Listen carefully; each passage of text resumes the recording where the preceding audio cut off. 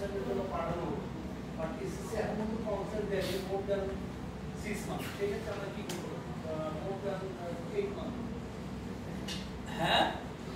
SSC consent দেয় female independent ডিরেক্টরের ব্যাপার হ্যাঁ এই কনসেন্টের ব্যাপারে যোগাযোগ বিষয়কে করা হয় বিষয় করতেছে যে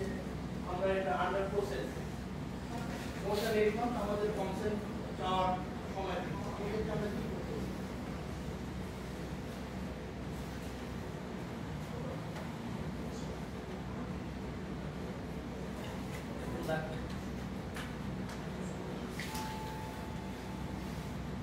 আপনার কি যেন এনআরসি রিপোর্ট নিয়ে আপনি এসএসসি তে আবেদন করে রেখেছেন আপনি ফ্রি আপনার বিরুদ্ধে শাস্তিমূলক ব্যবস্থায় যেতে পারেন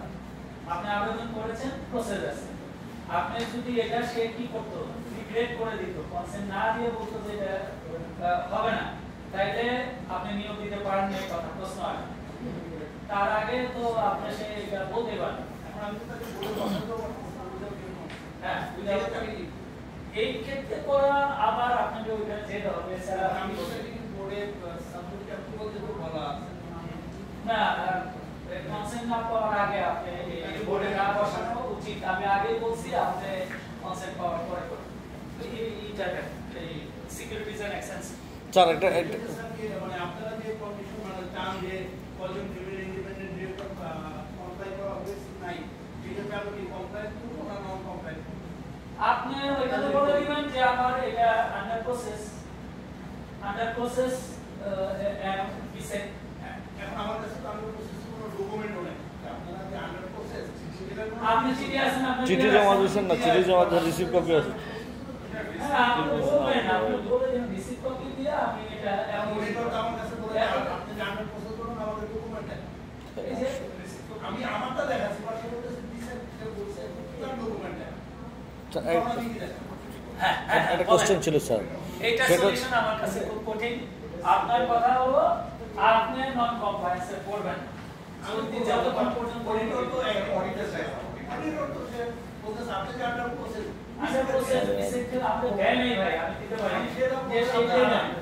না হলে সে নন কমপ্লায়েন্স কেন নন কমপ্লায়েন্স ছিল কেন নন কমপ্লায়েন্স ছিল আমি তো অ্যাপ্লিকেশন করেছি উইদিন দ্য টাইম অডিটরের পয়সা বিলিং এ বলতেছে যে না এটা আমার কাছে আপনার ডকুমেন্টস অডিটর বা ট্রেনিং করাতে অডিটর আগে সেটা আমার ডিসাইডের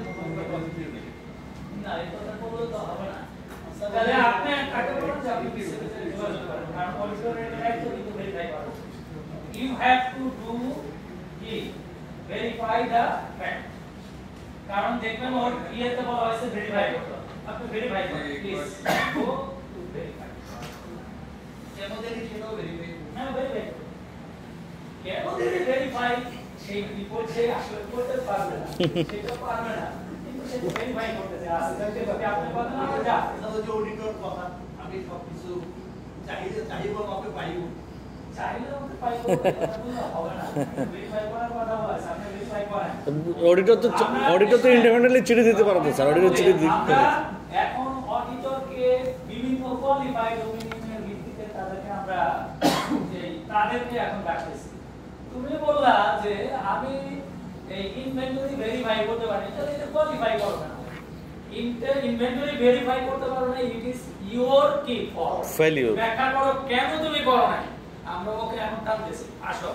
এই ধরনের কোয়ালিফাইড ওপিনিয়ন আমরা মানব না তুমি আগে আসো ভেরিফাই করে আমাকে জানাও ঠিক আছে না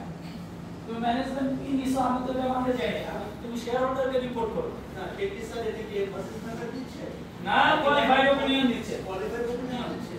স্যার অডিটরের প্রসঙ্গে তো আসছে আরেকটা একই রকম কোশ্চেন স্যার ইন্ডিপেন্ডেন্ট ডিরেক্টরের অ্যাপয়েন্টমেন্ট এজিএম এ করা হচ্ছে করার মধ্য দিয়ে ওই যে নর্মাল ডিরেক্টরের যে অ্যাপয়েন্টমেন্ট বা এমডির অ্যাপয়েন্টমেন্টগুলো কিন্তু অনেক কোম্পানি নিচ্ছে না এজিএম আমি খেয়াল করে দেখলাম ইন্ডিপেন্ডেন্ট ডিরেক্টরের যে অ্যাপয়েন্টমেন্ট আমরা এজিএম এ নেই অ্যাপ্রুভাল কিন্তু নর্মাল ডিরেক্টরের অনেক সময় অ্যাপয়েন্টমেন্টটা এজিএম এ নেই না এবং এমডিরও নেওয়া হচ্ছে না অনেক জায়গায় দেখলাম আচ্ছা প্লিজ ভাই মানে বলছি না প্রশ্ন না স্যার এক অডিটর আমাকে বলছে যে ইন্ডিপেন্ডেন্ট ডিরেক্টরটা এজিএমে পাস করাইতে হয় অন্য ডিরেক্টরটা লাগে না